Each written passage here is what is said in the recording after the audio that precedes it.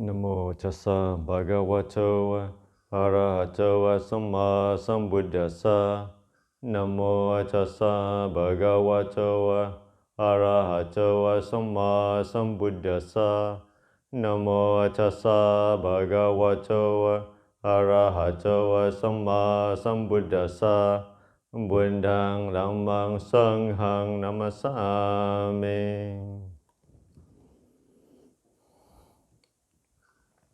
So the last day of 2022. Have a New Year's Eve party tonight.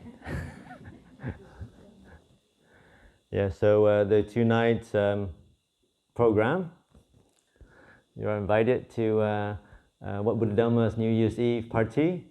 The schedule is the usual 7 to 9. Then after that, after the Dhamma talk, you continue sitting and walking, and at 11 o'clock, we'll do the Itipiso to 12 to bring in the new year, and then at 12 o'clock, do a few pritas. And then people can continue sitting and walking to the morning if you want. Otherwise, it's like I said, it's optional. You participate as much of the program as you feel appropriate. And maybe the cooks will think twice if staying too much to it, staying up. But like I said, and then we'll see what happens tomorrow. Obviously, if you're staying up all night, then there are some flexibility with your chores. Depends on what they are. Okay, so that is tonight's program. And depends how many questions we have.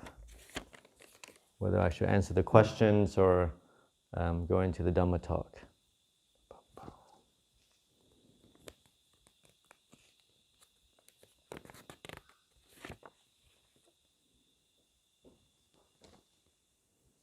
Sometimes there's a theme to them, so I can either start with that and then go to a certain theme.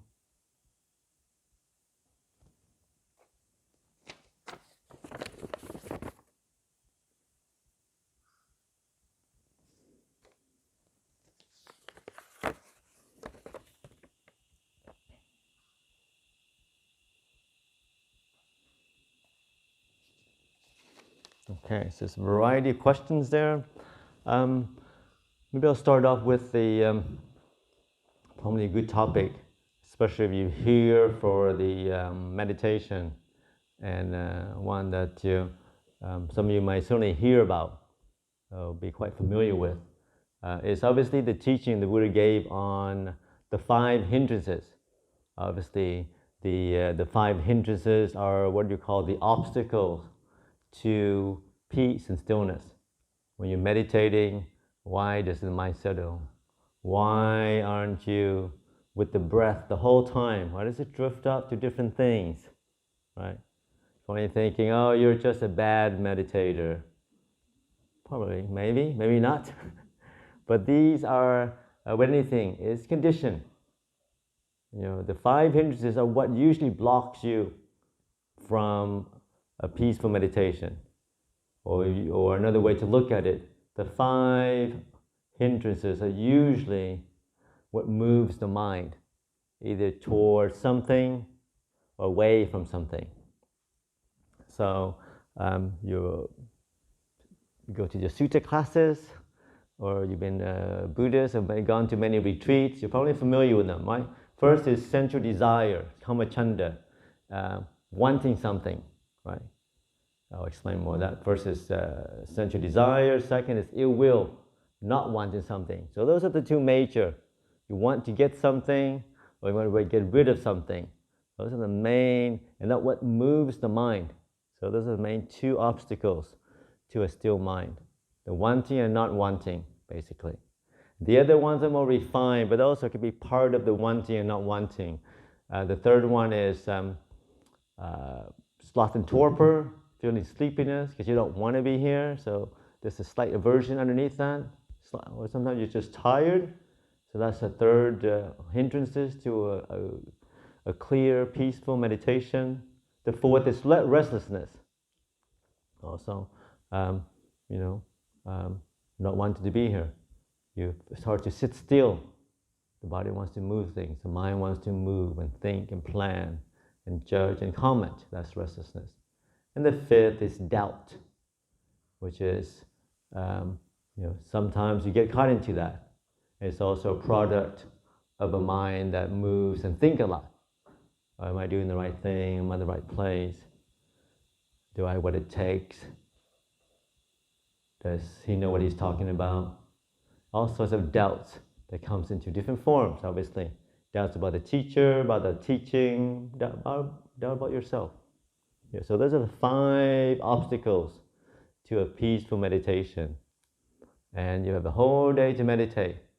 Chances are you're probably dealing with one of them. Sometimes it feels like dealing with all 5 at the same time.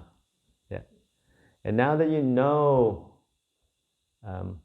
these forces in the mind, then it takes away this kind of guilt, this kind of beating yourself up because you don't think you have what it takes to do a peaceful mind. It gives us the tools to understand our meditation a bit more. Just step back and say, okay, what are the hindrances in my mind? And how to overcome them, how to apply the antidote to these obstacles. Remember what I said yesterday. There are no problems in the world. There are no problems in life. There are no problems in general. There are only challenges. What obstacle we're facing is an opportunity to learn, to grow, to adapt from them. And like I said, as Buddhists, you've been reborn many hundreds and thousands of times. So you don't learn, don't grow this lifetime, so it's next lifetime. Lots and lots of time to study the problem. And so, like I said, don't be afraid to experiment. See what works for yourself. The Buddha gave 84,000 teachings, but you don't need to know all of them. You just need to know 1 or 2, and you need to apply them at the right time. And know what works for yourself. That's the main thing. So it's just, as I go through these different challenges, obstacles, different possible antidote to these issues, like I said, you can reflect on them and then just go back home and apply them to your practice and see what works and what doesn't work. And that's, in terms of my own experience, growing up in the Thai forest tradition, visiting different meditation masters, to receive a lot of instruction, different ways to practice. And it's true, it's up to myself. I find that over time, just apply different teachings. Some of them work for different, some of the masters are really wise and have a great reputation of having really deep meditation. But then sometimes you apply their teaching and it doesn't really work for you at that time. And other people, it's just a friend in the holy life. You just compare a different technique and, he tells you what works for him and you apply, it works really well. So yeah, just knowing when and to apply different teachings and to see really, what works for you. Just because it doesn't work now doesn't mean it may not work in the future as well. So also keep that in mind as well. So the first one, like the first main the main one, wanting and not wanting. We're sitting here and Sometimes the mind, you read about these wonderful meditation states that are possible with the jhanas. Some teachers goes on a lot about the peaceful states, the different jhanas you can get. Such the bliss better than everything in life. Bliss wonderful beyond the five sense world. And it's like, oh yeah, I want one of those. I've given up everything. I've given 8 precepts. I could have gone on a holiday to Bali, but yes, I came here. I'm taking a big chance. And then, so this bliss better be mine. Otherwise, I should go down to the pub, right? And get the other type of bliss. So sometimes with knowledge, information, it gives rises to craving. We want things. I want to be a better person. I want the mind to stop yabbering on about different things. I want to let go of my guilt. So all this wanting sometimes, it's not so peaceful. Because when you want something, you think clearly, logically. When you want something, you're actually creating a condition for stress and suffering in that moment. Because you don't have it. You're not going to be happy until you get it. Usually it's sometime in the future. So it creates the duality of being here and not having what you want. So it creates a suffering right away. So knowing that, the antidote to that is contentment, gratitude. Focusing not what you don't have, but what you have already. So you're sitting here, kind of warm, the planes keep flying, you could go, oh, I wish my mind would shut up. I wish these planes should stop flying. Or you can say, you can turn it, have changed your perspective and say, you know what, yes, there are planes flying, but it's still okay. I can still sit here, still watch my breath. I can still be with the body. My mind is not super peaceful, but it's good enough. I'm sitting and I'm trying. I'm not in the shopping mall. I don't have to talk to anybody. I don't have to solve any problem. I don't have to do any chores. I'm just sitting here to be with the body, to be with my mind. And it's not perfect, but it's good enough. I'm so happy I had the time and the health just to be here. Just to share the space with so many wonderful people in this room. So you focus on gratitude, contentment, appreciating what you have already, instead of what's missing from your life or your practice. So that's the number one antidote to sensuality. Gratitude, focus on contentment, focusing on what you already have instead of what's missing in the world. Okay, the mind is not perfectly quiet, but it's not too bad. I'm not talking, I'm not down in the kitchen, hearing a lot of conversations, thinking about different things. I'm just sitting here, enjoying the forest, enjoying the cicadas, the birds. Oh, not perfect, but not too bad. So it's developed an ever kind of increasing sense of contentment. The mind will settle down naturally on its own. As long as we look for the peace and the stillness, appreciate what's already here. I said yesterday, what do you focus on? That's your world. That begins to grow. So you focus on the peace, that will grow over time. Focus on the distraction, the confusion, that will also grow. So knowing that, we focus always on the positive, peace and the stillness in the mind. Even if it's just a moment, even if it's just a few seconds, that will grow. It's an antidote to sensuality, to wanting. It's contentment and gratitude.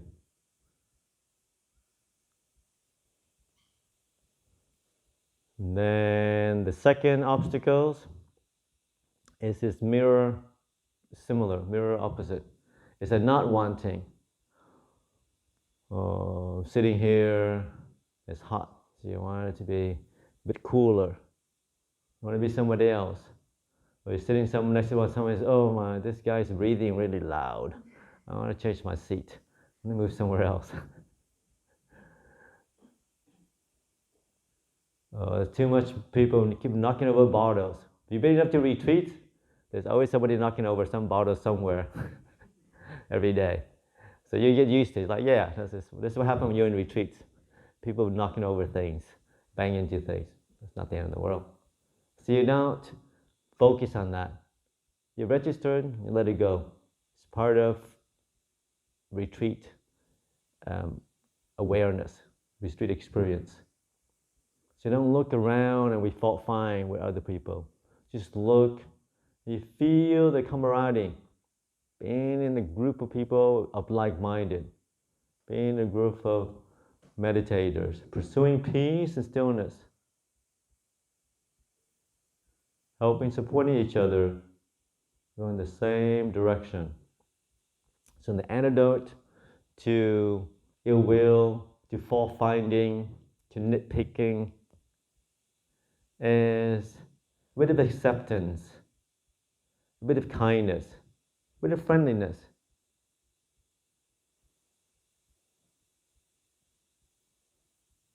Remember, sometimes people think that there is the world of normal life, real life. People always tell me, don't you miss the real world? I get that a lot when I come to the monastery. Real world. This is the real world. I'm present, I'm here. Are you sure the world out there is real? Really? So sometimes people think that, what do we do in the monastery? What we do when we close our eyes and watch our breath is disconnected from reality. But actually it isn't. It is the most real thing that you can experience because you're present, you're aware, and you're here.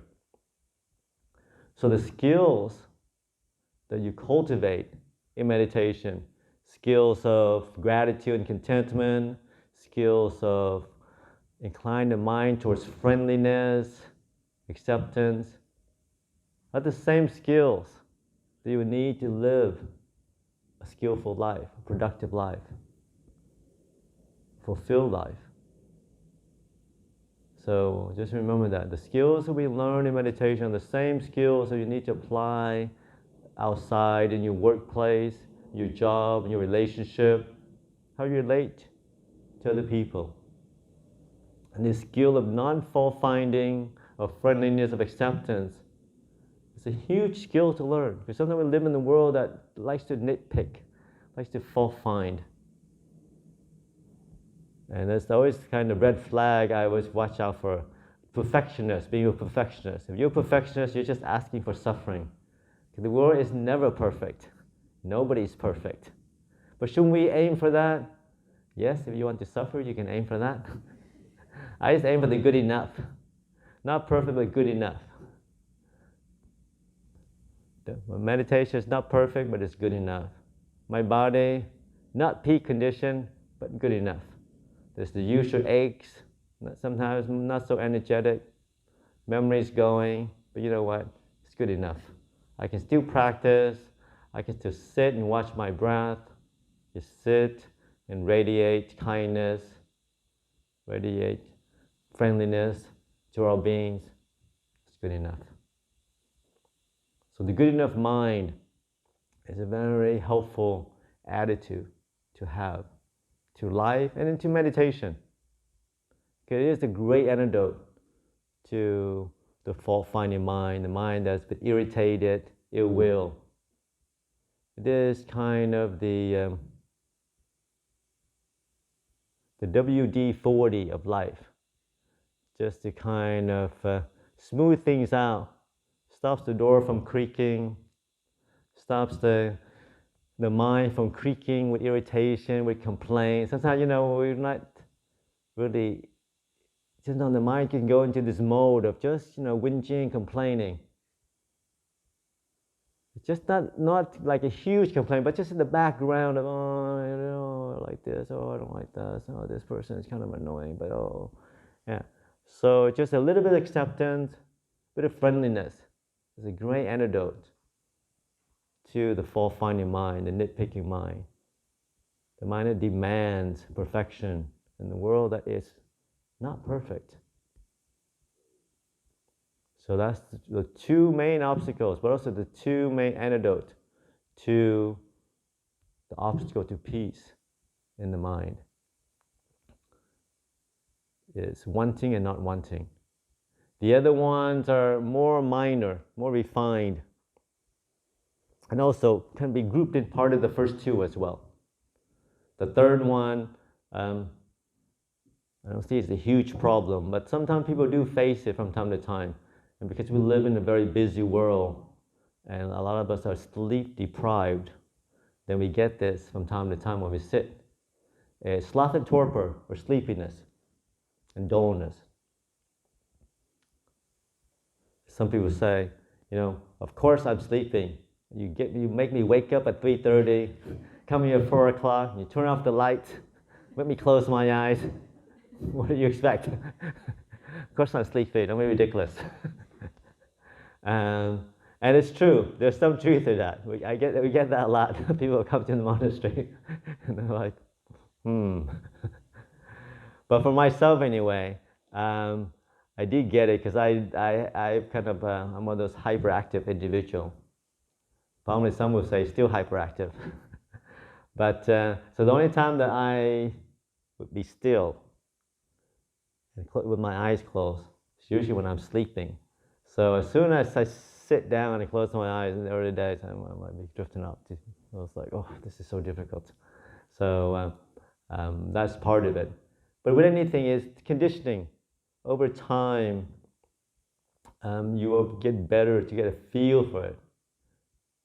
And I remember as a young monk, just find different ways to approach sleepiness. And it depends, it works with different people, so you just have to experiment. A few different tools you can use are obviously, you can meditate with your eyes open, looking at a candle.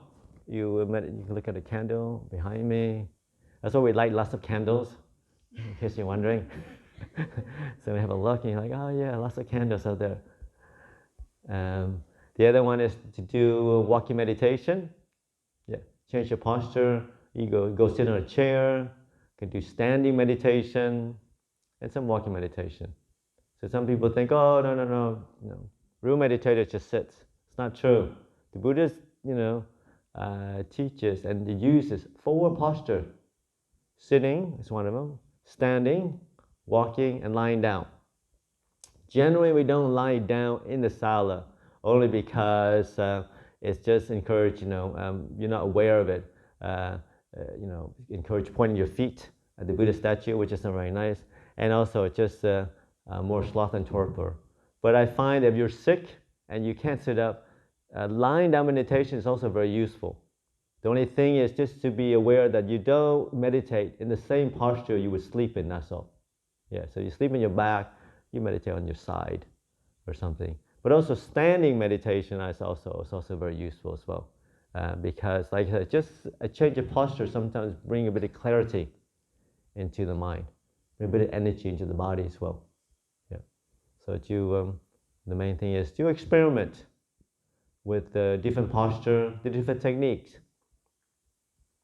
And sloth and torpor, I find, is not a huge problem in that there's peace.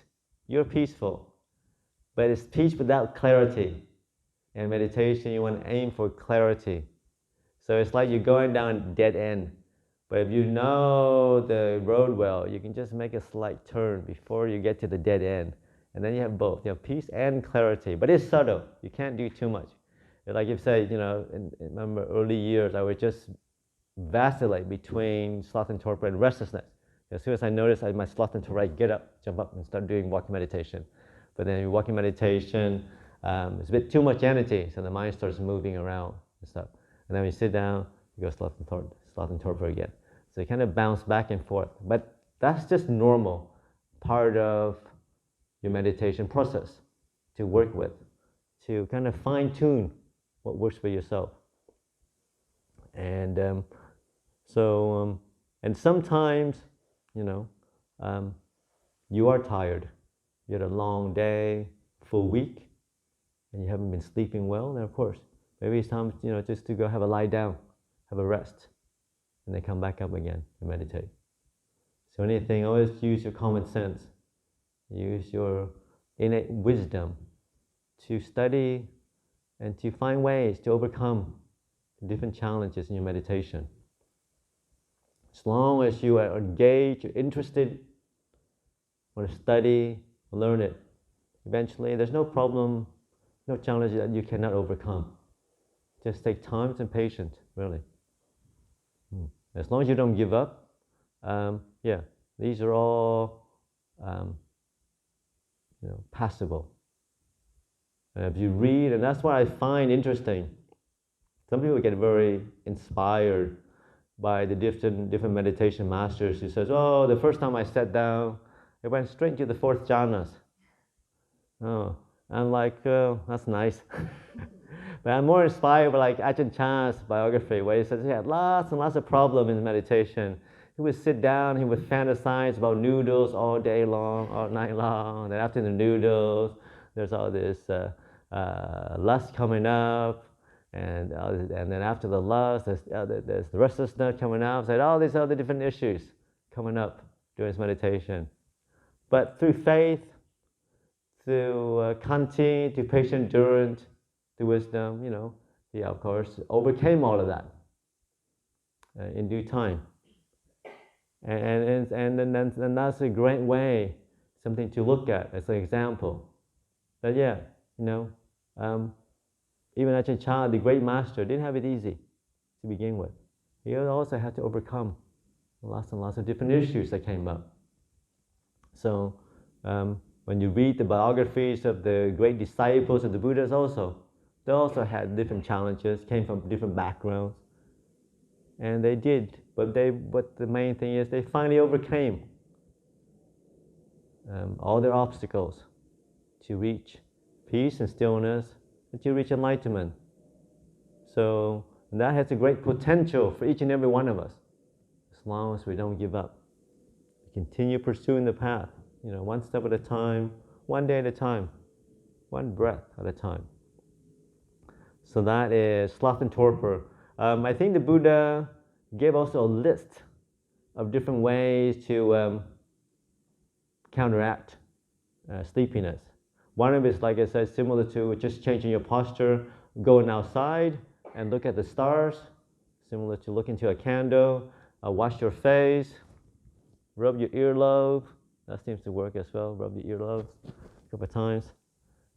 Do your walking meditation, contemplate.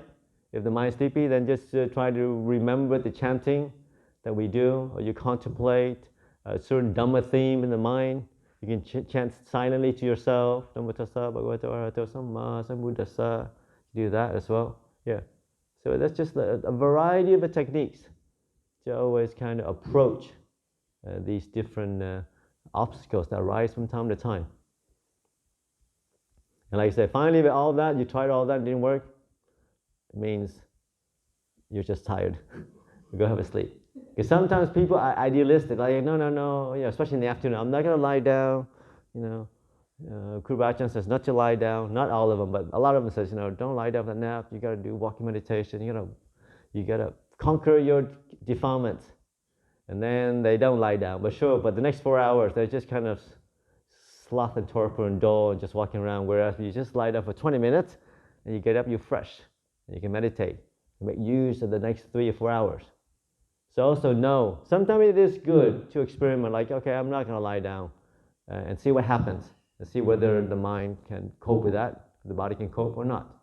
Other times, if you're just being dull, being sleepy the next 3 or 4 hours, then it's probably better just to go have a lie down. Close your eye, rest the body, and then get up again. And then you find, okay, I lie down for 20 minutes, but I'm still making good use the next 3 hours, instead of just having being dull the next 3 or 4 hours. So that is the third obstacle, sloth and torpor, and the different techniques, different options yet you can experiment on your meditation. Next is restlessness. Restlessness also comes from a slight ill will, obviously. You don't want to be here, or you're not getting enough results. You're like, oh, I've been watching the breath for all these years, nothing ever happens. No nimitta, no bliss. So the mind gets bored. So it's like, well, what do I think about? What am I going to do tomorrow? Once the meditation finishes, the retreat finishes, I'm going to go do this and that, the other stuff. You start to think about different things you want to move. The mind starts to move to different things that I think is more interesting, really. But it's just sometimes we have busy lives, you have a very busy week, then that residual karma is still there. The residual momentum is still there. It's like you're on a very fast train that's heavy. You can't slam on the brake and stop it right away. You have to allow the train to slow down. Allow the momentum to slow down slowly. So with restlessness, sometimes one of the ways I like to deal with it is just to watch. Okay, you don't want to watch the breath. What do you want to do? Where do you want to go? You can go wherever you want to go. I'm just going to be with you. So just see where. Oh, okay, you want to think about this, that project. Interesting. Okay, fine. Be there. And then you want to think about this. Okay. But the mind sometimes is very shy. Well, let's say the defilements. Once you kind of follow along, it doesn't want to move. It's like, no, I don't want to think anymore. Now that you want to watch me, you might come along, I don't want to go. I just want to stay right here. So once you kind of step back and say, okay, I'm just going to allow you to think. Go wherever you want. I'm just going to be aware. Then it loses the momentum. Sometimes the pushing back, oh, you shut up. Go back to the breath.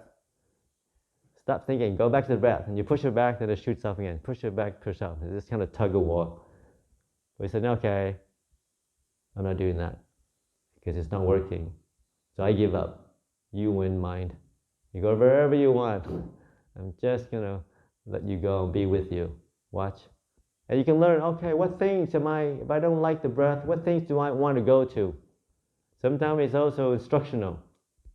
Oh, wherever you go to, that's what you want. That's what you like. That's what you long for. That's your attachment.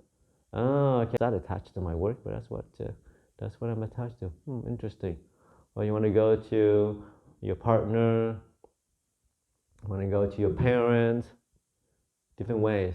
So wherever you go, that's your attachment right there. Oh, interesting. Okay. But sometimes just allowing the mind to go settles the mind. It's kind of, anti-intuitive. But like I said, with the obstacles, the challenges in meditation, to always experiment. Different thing works. Sometimes it's not so straightforward, but try it anyway. You try the different usual antidote to the usual obstacles and it's not working. Why not try something else? Something different. Let's see how that works. Sometimes restlessness is, like I said, it's a byproduct of a busy life, busy mind.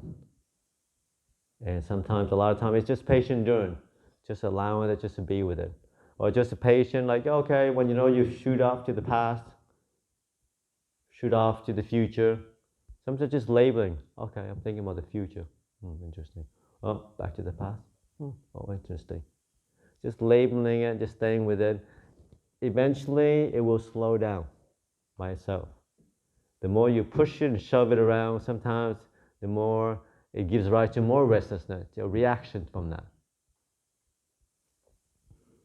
It's like you have a pond, and the water is very choppy, uneven, and you want to, kind of calm the water down, right? The wind is blowing the water, it's choppy, it's moving everywhere, and that's the mind. Thoughts are the wind. And you want the water to calm down.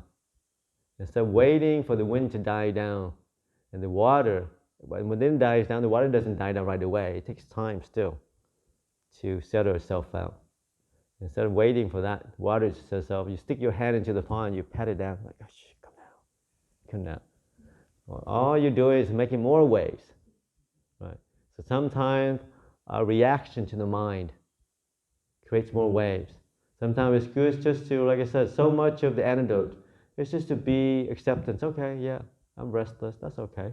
It's just restlessness. It's not me, not mine. It's gonna last forever. Making peace, acceptance, good enough. Allow the mind to settle down by itself. And it's just an attitude. You know what? Okay, you can think all you want, I'm just gonna be with you. Be surprised how quickly it settles itself down when you're not trying to settle down. So that is an antidote to restlessness. A bit of acceptance, a bit of just let it be, let it go, meditation. A bit of just, okay, I'm just going to be with you. Let's see what happens. And the fifth obstacle to peace is doubt. Doubt is similar to restlessness in a sense. But doubt can take many shapes as well and forms. Like I said, doubt about the teacher, maybe the Buddha is nice, but he's Indian, it's about 2,500 years ago. Maybe there's teaching, and then maybe he's great, maybe he became enlightened, but maybe his teaching is not so applicable to this day and age, We got our computers, they didn't have computers back then. Maybe we're different than it was. So that was the teacher. Maybe I should pray to God. God will save me. That's easier. So that was the teacher. Or about the teaching, like I said, teaching is great, but maybe it's culturally bound. It doesn't apply to Australia in the modern age. Not true, obviously, because people would suffer back then, still suffering these days. Even if we have iPhones and electric cars and what do you call those things? There's Google Homes that can do you everything, Google Pods or something, they can turn on your lights and do all this sorts of good things for you. They're still suffering happiness, and that hasn't changed. They're still stressed in life. So the basic human characteristic has not changed over the last, 50,000 years.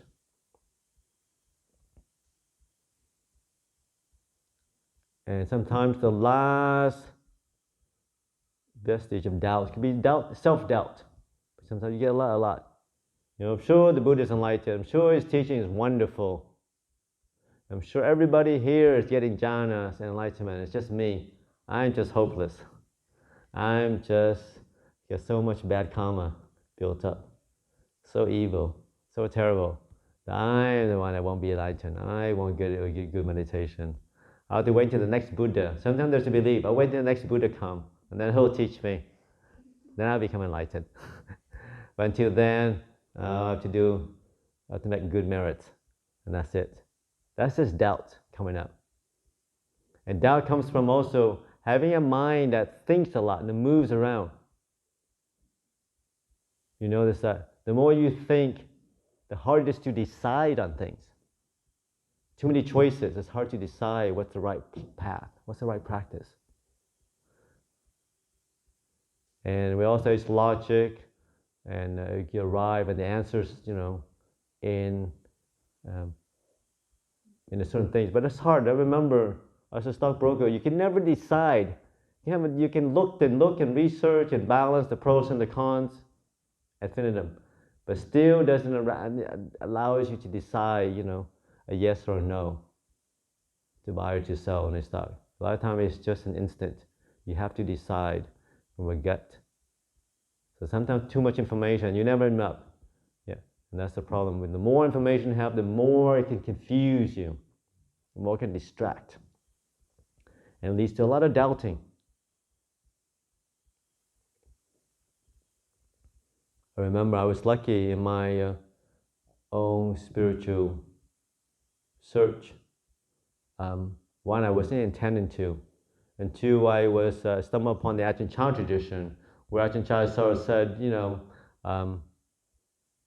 as a young monk, he recommended not to read any other tradition, not because he thought that we are the only tradition that is right, we have all the answers. No, he said, no, there are many good teachings, obviously, there are many good techniques, many good paths to enlightenment. But if it's a young monk, you start to read too many of these things, then it brings a lot of confusion, because sometimes people describe, meditation in different terms. Sometimes people describe the path in different terms, and then if you read and try to compare them, and you bring that to meditation, it's not so peaceful. So just stick to the suttas, stick to the Thai first tradition, Ajahn Chah, for the first 5 years. After that, you feel necessary, you're not happy, or you're not satisfied, or you find you want to have a look around, then you can start to study other tradition, other techniques, other teachers. Yeah. And I thought, that's a very kind of a solid advice. But after 5 years, I didn't really need to look around. I'm more of a kind that's good enough. Yeah, sure, Ajahn Chah is not perfect, but for me, he was good enough. He provided a lot of deep advice from his personal experience, and all the different teachers that came, all his disciples also had different perspective as well. That I found that I don't need to go too far away from the Thai first tradition. And it's true. I'm not saying that it's the only way or has all the answers, but I found that there's a kind of a personal choice that you resonate with. And so doubting wasn't never an issue, because I wasn't exposed to too much ideas and concept to decide. And so just to keep that in mind, that it's great to have many teachings available. The downfall of that is it will bring up sometimes confusion, a bit of doubts on how things work, and are they talking about the same thing? Yeah. Even within the Thai first tradition, many teachers teach different things as well, and use different terms for their different states of samadhi, and use different terms, different descriptions for different stages of enlightenment even. Yeah. But at the end of the day, myself, I know it's just words. People describe it in different things. And that when you experience for yourself, you know that it's also slightly different, that you wouldn't describe it that way either. Yeah. Because these things that we experience, samadhi states in the mind, is subtle. And sometimes it's not grounded in the sense world. Because in samadhi, you live in the five sense world. You go into the world of thoughts and peacefulness. And sometimes there isn't a word that describes this feeling.